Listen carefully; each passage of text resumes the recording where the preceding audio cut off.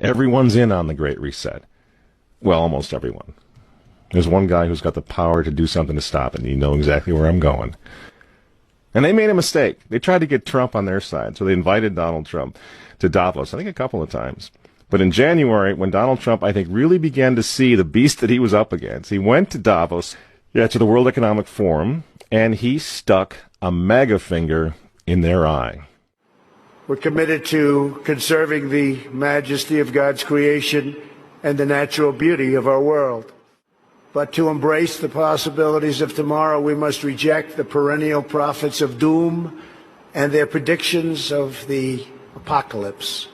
These alarmists always demand the same thing: absolute power to dominate, transform, and control every aspect of our lives.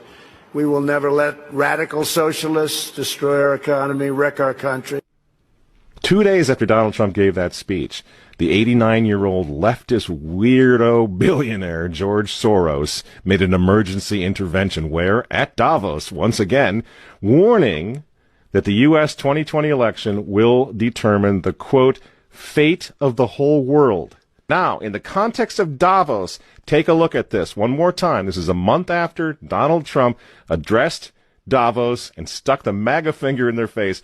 Here's what Francis, the Vatican, and Jeffrey Sachs had to say in response. And it is a dangerous country right now. It will be absolutely dangerous if Trump wins re-election. Trump wins re-election. Trump wins re-election.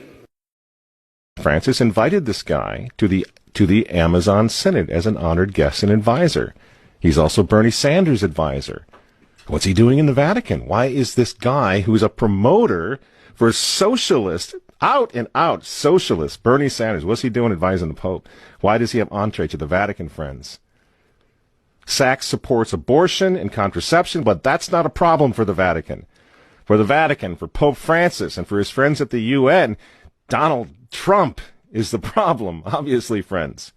Clearly, I consider the Trump administration a danger to the world, but I regard it as a purely temporary phenomenon that will disappear in 2020. Do you get it?